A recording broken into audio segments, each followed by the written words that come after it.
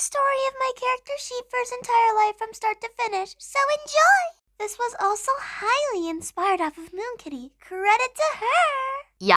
Flakebush wakes up from her coma and Fern Snow apologizes for something that she did. Yet she acts like she didn't even do anything.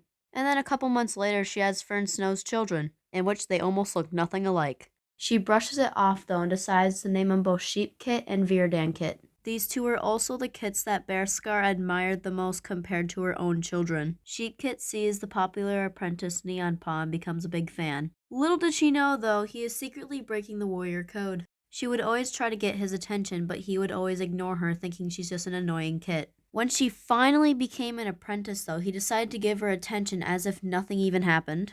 Until one day, Neonpaw comes back to camp after going missing, crying and wearing a sweater and refuses to take it off. He loses a majority of his popularity because of this. Meanwhile, Sheeppaw starts to get closer to both Ashpaw and Starpaw, only for both Starpaw and Cavepaw to randomly go missing. Sheeppaw was also one of the apprentices that chased out an entire clan, Cloudclan. It's fine. It's not like her entire family tree was surrounded around the one clan, Cloudclan. Oh yeah, totally, it's fine. After becoming a warrior, Sheepfur and Neonblade started to have feelings for each other. 5 weeks later, they're dating and Sheepfur has their children. Neonblade then takes the only girl in the litter and says it's a prophecy from Starclan. He leaves and goes to the barn to find members for his new up-and-coming clan. He also finds Starpaw, who was at the barn the entire time and has 2 kits now. Meanwhile, Sheepfur is going through a depressive episode and refuses to take care of her own kits. After hearing that Neonblade has made his own clan called Neonclan, she decides to come up with the amazing idea to leave her kits in Neonclan territory. During the night, Silkkit drowns and some random blind dude saves Dustkit. Too bad for Shadowkit though. While the clans are having a little argument on who should keep Shadowkit, the freaking blind dude exposes Sheepfur and she gets expelled. She goes through depressive episode part 2 and doesn't know where to go. Instead of going to another clan, she decides to go to the barn because that's where everyone goes. There she meets Foxy and he welcomes her with open arms. After months of regretting her life decisions, she decides to move on. 5 months later, Sheepfur and Foxy are in a romantic relationship. I love you, Foxy, says Sheepfur, thinking about Neonblade. I love you too, Sheepfur, says Foxy, thinking about Note. Neonblade and Note, meanwhile, are assigning medicine cats. Note becomes the first ever medicine cat of Neonclan, and she takes in Tigerfeather as a trainee because of her old age. Sheepfur, still thinking about Neonblade, has 2 kits with Foxy. She names them after her 2 favorite animals, Mole and Hare. She learns how much of a terrible mother she is after Mole gets lost, never to be seen again.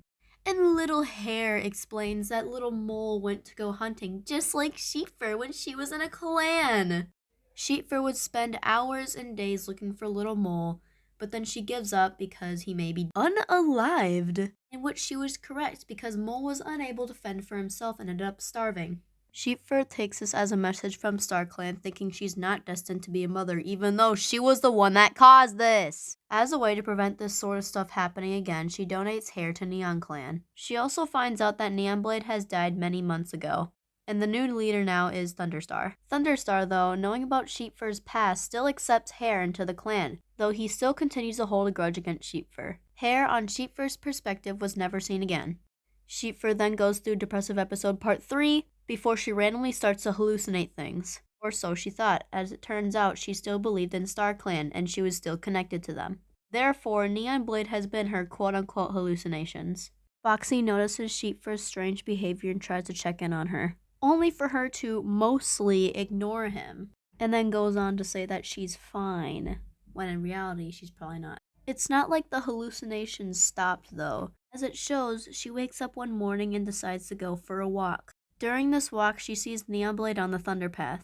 She goes up to him and tells him how much she missed him. Meanwhile, protective Foxy over here decides to follow her and sees her on the Thunderpath.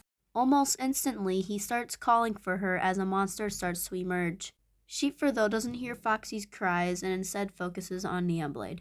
And then bing, like a rocket ship, she's hit by the monster and she's gone. And poor Foxy witnessed the end of Sheepfur. Sheepfur wakes up in Starclan and sees Neonblade and her deceased kits waiting for her. They then guide her up to Starclan where she spends the rest of her deceased life at. And that's Sheepfur's entire life. The end.